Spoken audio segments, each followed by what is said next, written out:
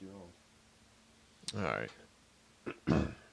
Hey there, folks. We're going to start trying to get some folks gathered here. So give us just a minute. We're going to try to get things shared to a couple pages, go over some things today.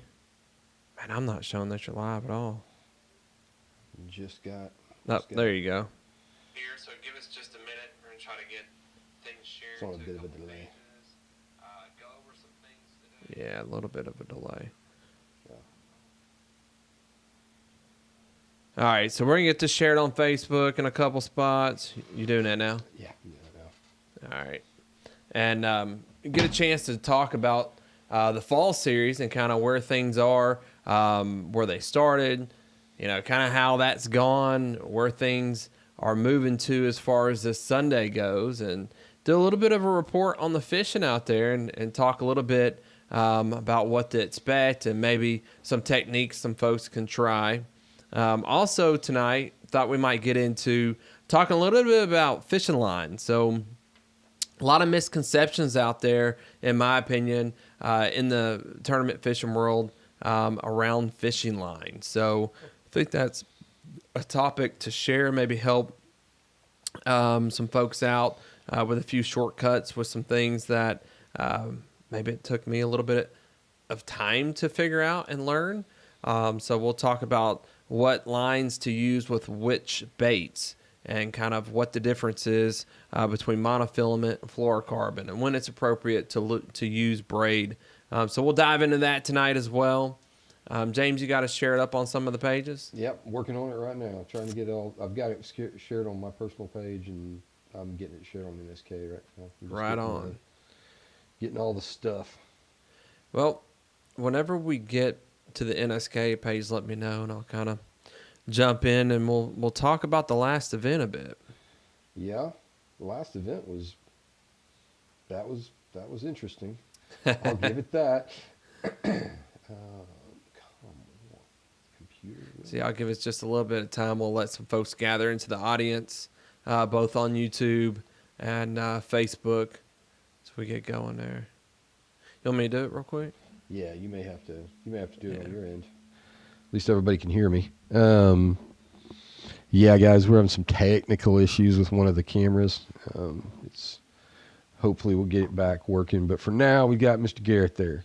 Yeah. Give me a second. I'll get you shared up. Get us all shared up. And for some reason, it's not wanting me to let me share it to. Share it over to. Oh, there it is. There we go. Now we're cooking with gas. Did you get it shared over there? Or I am doing that now. Doing it now. Okay, I've got the link to post. All right, Did you already do it? It's over there. Yeah. Sweet. All right, so as we kind of get folks gathered here, let's recap a little bit of kind of where this thing all started, this fall series. We really wanted to give folks an opportunity to get out. We've heard some feedback from folks here and there that Saturday tournaments are kind of tough, and also heard from folks that they'd like to get back to just doing the old yak pot style. And I've missed the yak pot style, man. Tourney X is a good tool, and it's definitely has a purpose. But there's also nothing wrong with throwing money in a hat and everybody chipping in and saying, "Hey, listen, we're gonna work on the honor system here. We trust each other. We're gonna roll out and go fish for a few hours and come back, and we'll hand our phones over and show the boss what we got." There's definitely something to be said for that whole camaraderie. I was telling my wife about it after the brewer tournament. I said, there's just something about a whole bunch of guys just gathered around the truck, just talking about fishing. I mean, it's just talking fishing and chili. And there was a little bit to it. You had pancake and waffle there. I mean, they were dragging your wife around. That was interesting. Good time. So, I think when we think back to kind of where kayak fishing started. It's good to go back to your roots a little bit and For sure. to pull some of those pieces out, because Absolutely. things have advanced so fast over the last few years.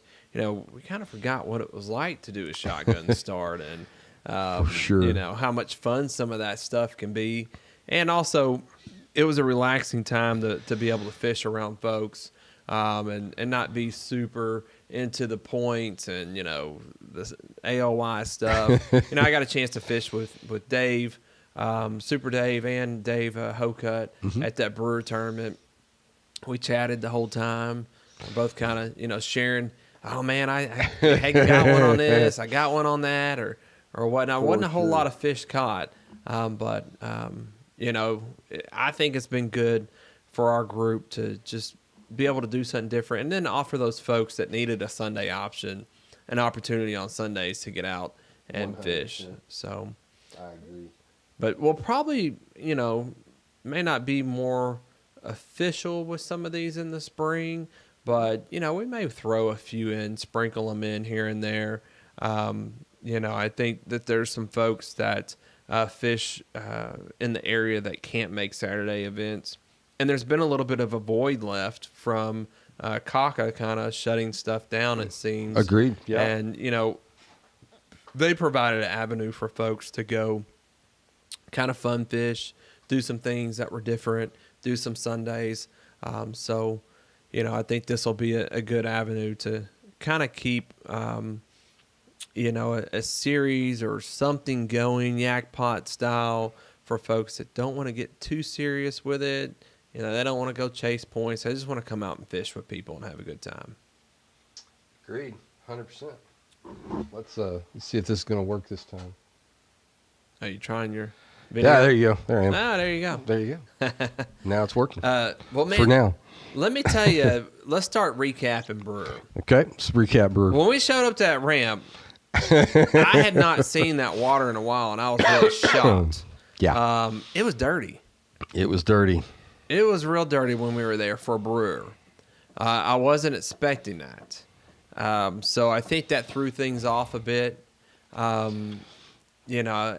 understand that Brad pretty much went to the complete other end of the lake. Yep. I never asked him what the water clarity was there. But based on, I think, people I heard speaking, I think he may have caught the most fish. I mean, there were 3 I know he limits. caught at His least- was the smallest limit. Okay. I mean, he But I got thought he got a lot of Did he only dinks. catch 3? I thought maybe he caught more than 3. I think he only caught 3. Oh, okay. Well, So wasn't a whole lot of fish caught. Of course, he was kind of finesse fishing, I believe. he was doing that skirted Thing's hot, man. shit. I mean, he's been riding that thing since Yeah. Conway. So I mean, you can't argue with what's going on. And you talk about anglers going into this next season for NSK, and Yep. those folks that are going to chase those points and be competitive in the ALY race. I'm going to tell you right now, my sleeper pick Sleeper pick. for the NSK Central Angler of the Year is Dave Hocut. Okay. I've had an opportunity to fish with him a little bit up I around like that. the Clinton area. I've seen him come down to the waters for these fall series, and he takes the time to pre-fish. He is methodical in how he picks things apart. Right. Seems to have some good experience. And, he came out the Brewer, and, man, he won that thing. Yeah. And That he did. He wasn't afraid to make a decision either, I noticed. So he was sitting in an area that has a pretty good brush pile, has a pretty good drop bite, has some rock. It's known to have some big fish. I've caught some big fish there in the past. I know some folks in the big boat world that's the first place they run to and fish. He went over there and caught one fish, and he stayed there for a few hours or so after, maybe an hour and a half or so. But the thing that I liked what I saw out of Dave was he knew when to pull the plug. Yeah. He pulled the plug and he went. He and pulled the plug and went he to the back. moved. And, if there's one thing, I think that sometimes anglers are afraid to do, it's make that decision of go, stay. Yep. And you don't end up making a decision. And then next thing you know, it's 4:30 and you're done and you've sat in the same You're spot like, all day. Like, what happened? Now, I What happened? consciously stayed in the same spot all day. That was my game plan. That's what I was going to do. I was going to live and die by it. But I liked that when he made that decision, he went and found some fish, I believe on some PVC pipe, you know, some of those structures that the Game and Fish put out, and caught some fish off those. So kudos to that guy. I think he's going to give people a run for their money in that Angler of the Year race Yep. this year. I think you're correct. So tell me, who's your pick going into the NSK Central? I mean, it's not a dark horse pick, but Wooford's. I feel like he's due. I feel like he's been nipping right there. He kind of for 2 years has. now. I mean, John's been in nipping. You know, it all depends on who shows up at the first tournament. You know what I mean? Yeah. I mean, if like, especially with the restructured, how the AOI is a little bit restructured this year. Does a Tyner Redden decide he's going to throw his hat in? He's going to do this Yeah. thing. Hokut's good. Brad Hammond. I mean, that's Brad's been consistent he has been from NSKA. Was very consistent, and then Yep. right over into the fall series, Yep. didn't miss a beat. And I think he's going to have an advantage of some of those folks that fished NSKA that didn't fish this fall series because he never I was just stopped about to fishing. say that's the big thing is, you know, those early fishing tournaments are always, you know, Never know. you never know what weather's the gonna you know be. the weather know what the weather's going to be. The weather could be just like it is right now. I mean, so you take these small lessons you learn now and turn them into something that can happen that can help you in the, you know, in the Well, regular season. There's something about callous in the mind too, right? Yep. So you get out here and you fish in these cold weather events, and you fish in the wind, you fish in the rain, and then you know you show up to that first event, y'all's first event in February or March. March 1st or March, Okay. right around the first weekend of March. That weekend, now I'm telling you right now, I've been down to the horse races in April, And and it's cold. I've been out there freezing to death in the Right. infield. So our weather in Arkansas in March, April, May, early May, you can still get some cold days. You may show up to that tournament in March, and it'd be very, very cold. I remember a tournament that you and Ben fished in KBF Oh, up on that's Bull Shoals right. in April. Yeah, the very first KBF event I ever And did. Ben wouldn't go far from the ramp because he kept going back to his truck to warm up. Well, it's funny. Everything was I'll icing tell you up. a story about that. I at one point, I think around noon or so, I was so cold. I pedaled back in. Was I pedaling or paddling? I may have been paddling. Yeah, I paddled back in. I was paddling in that. It's nuts to think about that now. But paddled back in, and I ran up and down a hill like 6 times. And when I say hill, it's like one of the Ozark Mountains up Right. there. But I ran up and down that thing to warm up. I was that cold, and then got back in the kayak and went back out and fished. But yeah, you're right. That was April. It iced on us and Yep. snowed that night. We woke up that morning and we fished in it. So Yeah, you I never mean- know what you're gonna get. But if you do these things, you know, when there's really nothing on the line and nothing to lose, Yep. then when you show up to that event in March or April, whatever, and it's cold and bad weather, everyone else is going to freak out, and you're going to be like, oh, I've done this before. Yeah. I've seen this, and I've done it. And you're going to have a little bit of an advantage. You know, it's exactly what you said. It's not necessarily just that callousing of the mind. It's just developing that struggle muscle. And let's face it, one event was really good. The last 2 events have been, you know, the Yeah. struggle bus. Oh, absolutely. But there's, you know, we've talked about this before. There is some, there's more lessons in failure than there is in success. Absolutely. So, Well, and you take an event like that, Brewer, where there's only 8 people, I think is what we have. yep. And there's, what, I think 7 fish caught total. Yep. To me, you know, I know that was a small field, but that was a tough tournament. It was. Dave Hokut should be very proud of that win. And I mean, I know it's just a fall series deal, but those tougher events like that, to me, they just mean so much more. I mean, how many times has it been a tough tough day in one of the events you've been in, one of the bigger events, Yeah. Yeah. where it's just like, oh my gosh, what am I doing here? Yeah. Yeah. You know, the body wants to quit, the mind wants to tell you it's time to quit, and you just gotta knuckle up and find something. Yeah, and I think over the course of years and, just experience, you will eventually get to a place. This is what has helped me personally the most, traveling and seeing different bodies of water and seeing different times of years, different bodies of water, is rarely at this point that I show up to a tournament, that I show up to an event, that I see a situation where I'm not like, oh, I've seen that before. Right. Oh, I caught him this way when I saw that. So the more you're out there, the more you expose yourself to, the more you make yourself figure it out, the better you're going to be in the long run, because you're going to see that situation again. And if you 100%. just go on into the ramp and say, oh, I'm quit, there's been 2-day tournaments where I showed up and I sucked on the first day. Yep.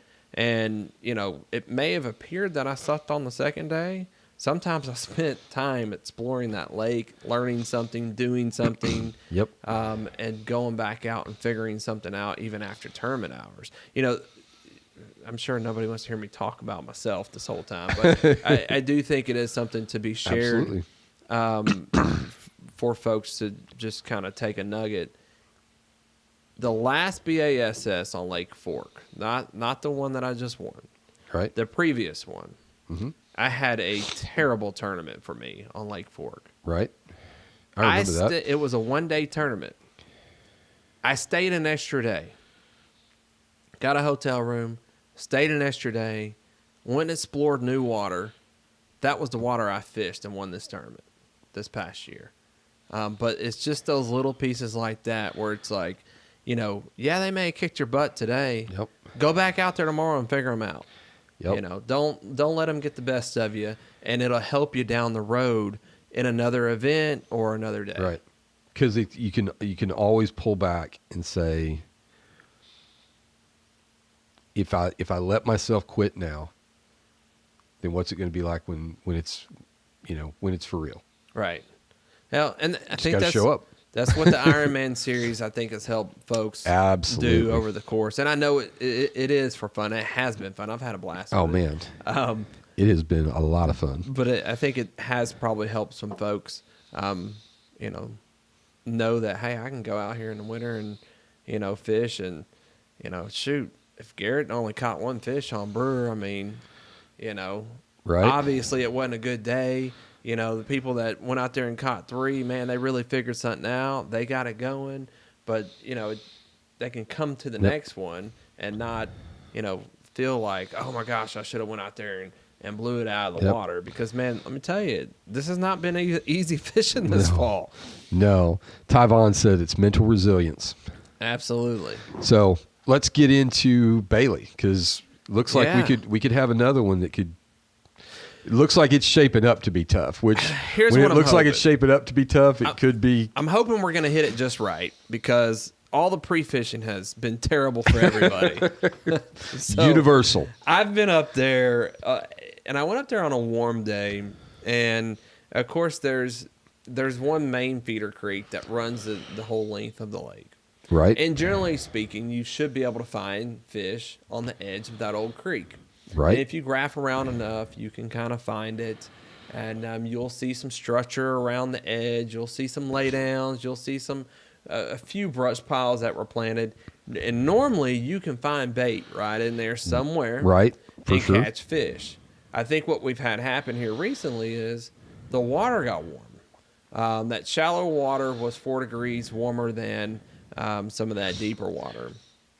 And I think what you saw up there was the bait actually moved a bit and was scattered. So this time of year, generally at Bailey, that bait is all bunched up along that creek channel. Right. And it's pretty easy to catch fish. That's not the case right now. And I kind of saw bait scattered in some of the shallow areas on my way back in the day I was up there. And that kind of let me think, or had me thinking, okay, well, I was definitely doing the wrong thing all day. Maybe I should have took a jerk bait and went shallow and tried some of that stuff. But this lake is really good as far as the number of fish and the size of the fish. It's not fishing very good right now. That's the challenge. So they're there. It's who's going to figure them out and how are we going to get them caught? So Mark Cawthorn says he's not yet convinced that there's fish in Bailey.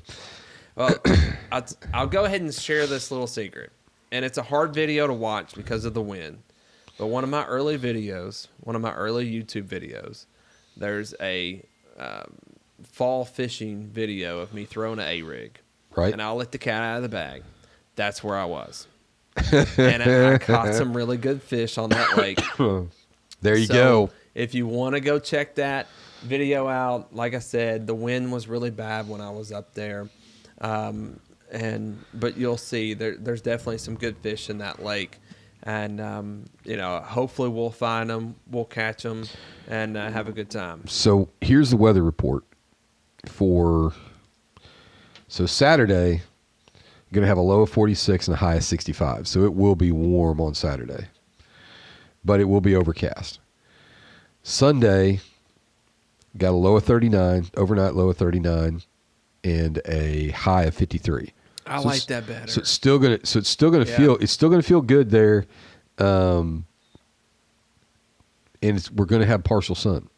I think the colder the better right now on that lake. So it just will condense things and make those fish kind of bunch up in places. When it warms up on that lake, there's a lot of underwater vegetation. Right. So that vegetation gets warm too. Well, fish will kind of suck to that stuff. That's right. And some of it's pretty thick, even though, we're late in the year. I saw some of it the other day. It was still pretty thick. The water's actually up a bit Yep. up there for this time of year. That waterfall is probably flowing pretty good right now. I have heard it is flowing pretty good. So, I'm not saying somebody couldn't go over there and be very patient in some of that grass and punch some of that stuff and pull out some good fish. Probably not what I'm going to want to do up there. I'm going to try jerkbait, A-rig, and probably a jig myself. Right. But, I hope someone else figures something else out if those things don't work, because I've talked this lake up, and right now I think everybody's got a goose egg, including me. So- And I spent a whole day. I spent an afternoon up there and didn't catch fish. I got one bite, though. So I will say there have been a number of people in the shop asking about A-rigs and, how you fish them and what have you. And I've actually told them, go look at Garrett's video. He does a great job of explaining how he sets his A-rig up.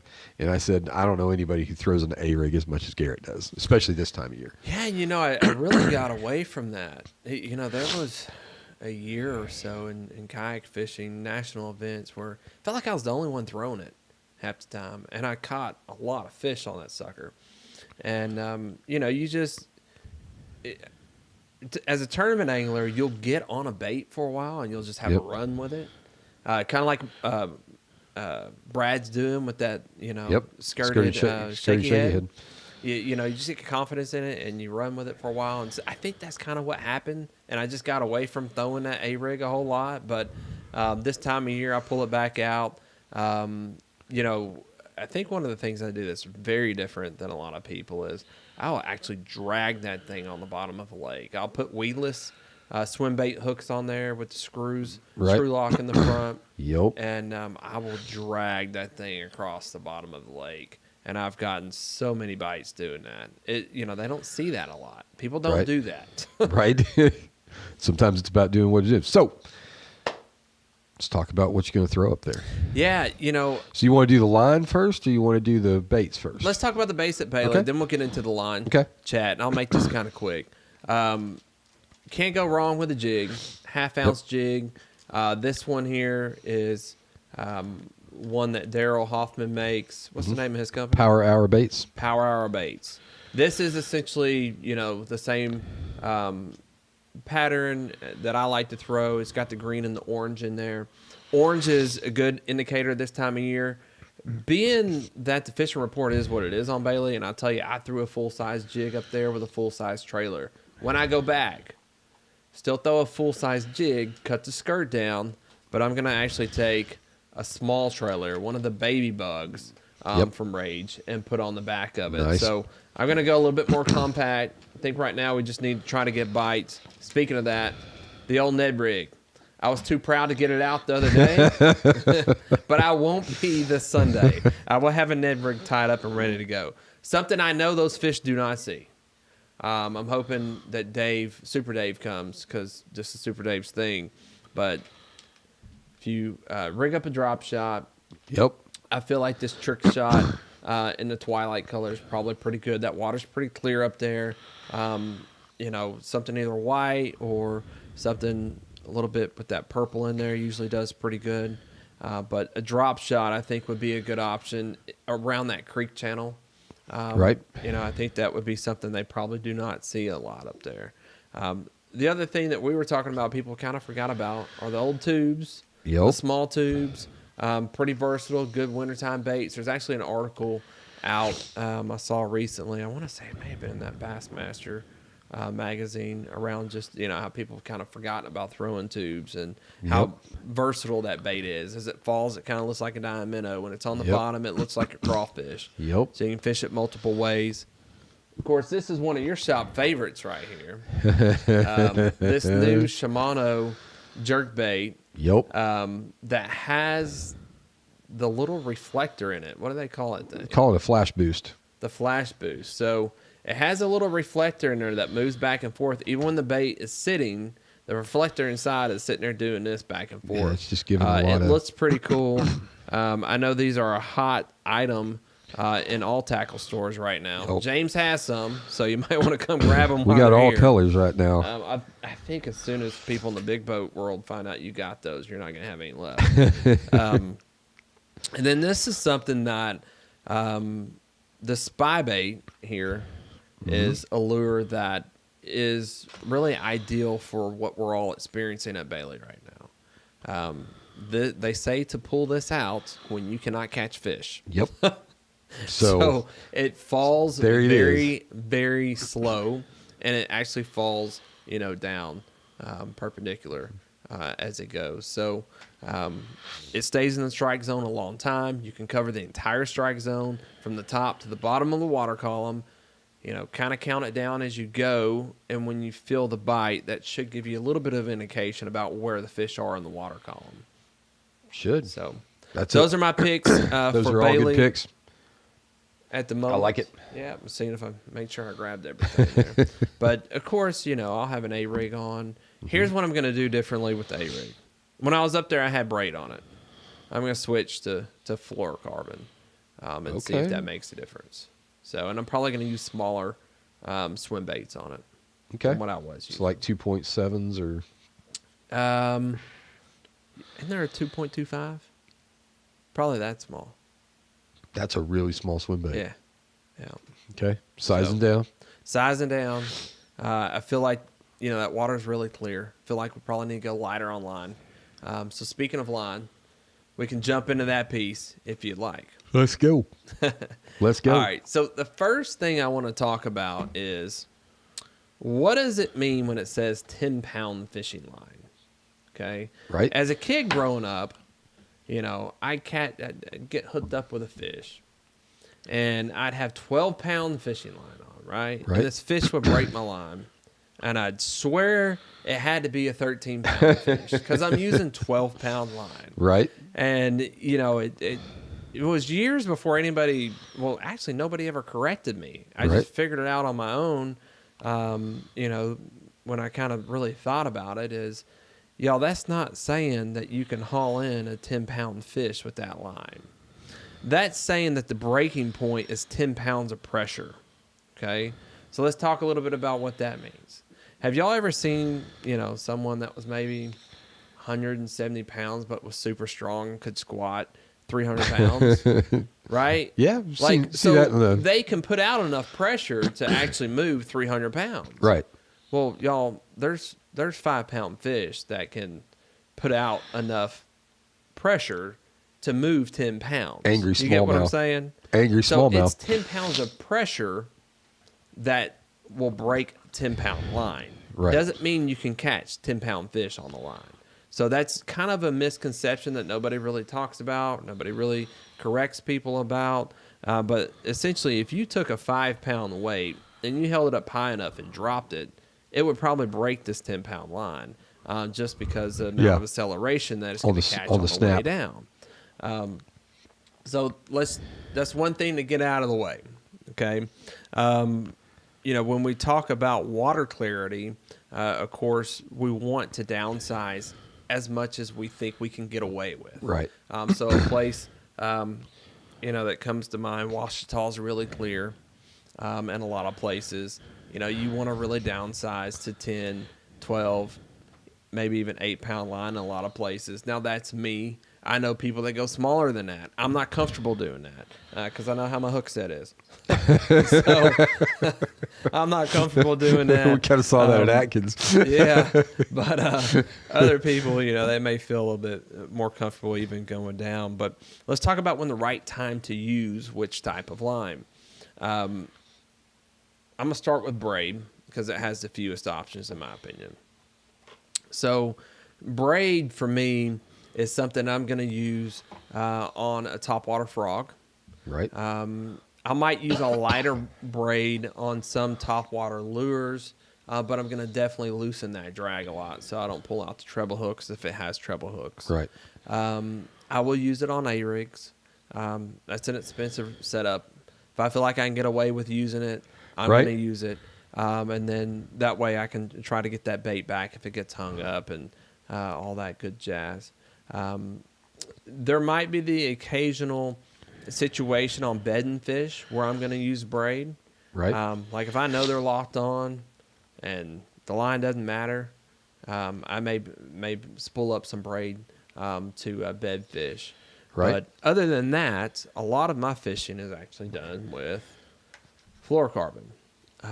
It's, harder for the fish to see in the water, kind of disappears a bit, and I think that gives people an advantage. And the first time I actually came in the shop and bought it, me and James Davis went out to Beaver Fork. Right. And I want to say it was a yak pot, actually. We went out there, and we were fishing right by each other. We were both throwing watermelon red fluke in the grass. For every, I think, fish he caught, I probably caught 6. And that was the only difference. The only difference was he had monofilament line on and I had fluorocarbon. And it made me a believer from that point forward. And I just continued to use it since then. The thing about fluorocarbon is it is going to sink. Okay. It's not a good line to use on your topwater baits. Right. For the most part, depending on, you can get away with it on a jerk bait. Just know that line's going to be sinking a bit as you're fishing it. Right. I'll throw it on my spinner baits, throw it on my chatter baits. I punch with fluorocarbon. I just upsize. So I'll go to 20 to 25 pound fluorocarbon to be able to flip and punch and those kinds of things. When I put fluorocarbon on for an A-rig, I'll put 25 pound fluorocarbon on, and that's what I'll use. Sure. When I use monofilament, a lot of times it's going to be my topwater baits. So my walking baits, my buzz baits, those kinds of baits there. Monofilament's going to float. Yes, sir. So just kind of know that. Trying to think other uses I use it for.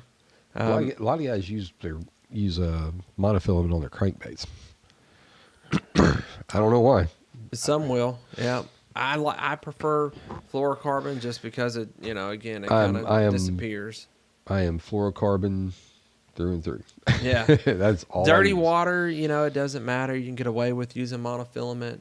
I'm trying to think. If I'm in dirty water, I'm shallow, personally, I'm using braid. if you're shallow fishing a jerkbait, Right. monofilament.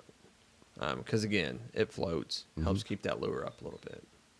Helps keep it suspended. So hopefully that helps people out a little bit, gives a Yeah. little bit of explanation, kind of the rhyme behind the reason, and kind of what we do. I'll also tell y'all, there's been times with some of my more expensive fluorocarbon, where when I'm tournament fishing, when I take that off, I'll spool it back on the spool and use it later. Like Caddo Lake comes to mind. When I showed up down there, I had 20-pound fluorocarbon carbon on everything for that national championship a few years back. As that tournament went on, those fish got pressured more and more and more and more every day. Right. And every night at my mom's house, we took all the line off every one of my reels, and we downsized. And we did that for 3 nights in a row. And it helped, and it worked. But instead of just winding it off and throwing it in the trash, you can just wrap it back up on the spool, wrap it back on there, put a piece of tape on it, and you don't have to throw it in the trash just because you took it off, because that stuff is expensive. That's a little tip to save some. And then, on my spinning reels, a lot of times I'll take monofilament and put it on first. Yep. And I'll fill the spool a little bit. Then I'll tie a knot and put the fluorocarbon on, so I'm not using as much. Brandon calls that the boo-boo line. There you go, the boo-boo line. He uses the boo-boo line to back his reels. Yeah. I've seen him do that many, many times. So cool. So I think we got the juice a little bit, at least I for hope as much so, as man. what we can expect. So Yeah. it could be another. Hey. Could be another stinker fest, but it could actually turn out to be something. If those fish will turn on, there could be multiple people catch 3 fish over 17 inches. If it continues like it is, I just hope we have 3 people catch a fish for first, second, and third. I might have to dig out a crappie jig, just to play it safe. Like, hey, we gotta get a bite on something. Oh, I out love here, it. so. I love it. I love it. Well, cool, man. Well, we will see everybody. I will be out there around noon, 15-ish. Yeah. I know people like to get there early, but Hey. Tip: stop at Casey's in Morrilton. Try the pizza. Telling you, Casey's and Morrilton the pizza. Gas station at Casey's. all right. The pizza All right. is the best gas station pizza on the face of the planet. I like the coffee at that new coffee shop up on Pettigene. Oh yeah, that's good Yeah. too. Yeah. Yeah, so definitely be stopping there on the way. All right, guys, we appreciate it, and we'll catch you guys next time. We'll catch you guys out there. See ya. See you out on the water. There it is. Yeah. Hopefully that wasn't too bad. Yeah. I think a lot of people will watch it live, and then there's those people that will just go back and watch it when they get the opportunity Somebody's to. just walking in. That's just the alarm. I think I got it shared. Yeah.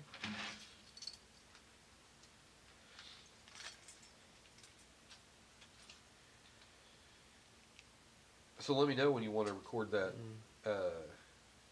Your kind of thoughts on doing the thing. Okay. Yeah, what were we going to talk about? The trails When and all it's that? time to go national. Oh, yeah. Yeah. When it's time to go national. Well, we can do it right now if you want. Unless you got to run. I gotta run. All right. Go pick up my son. Oh, legs. Front squats at my age. Oof. I'll get this stuff back. Well, that does sound not that fun, but Where'd that brain go? Was this the last one you had? that was. My wife has been not going to the gym as much. She went to Zumba last night for the first time. She's like, "Oh, my body told me I was stupid." And then after you do that, you're like, I know better than to fucking stop. Why'd I stop? Exactly. I do that to myself every time. I'm like, fuck, why did I stop? I knew better than to stop, because then I gotta go through this whole thing again, where I'm Yup. sore. Where I'm dumb and yes.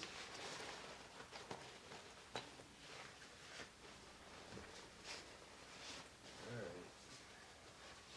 Find out where my dadgum charger's at. Nah, there it is.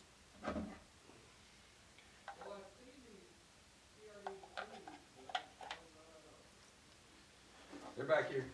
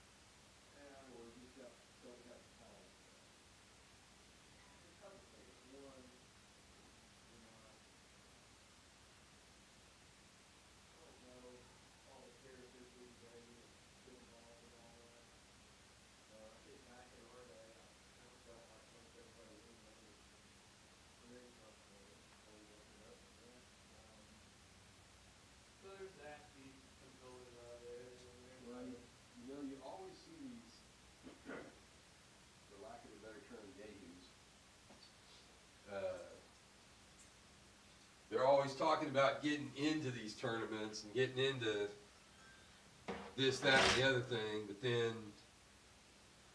you know, maybe, just maybe, they aren't on the entire up and up.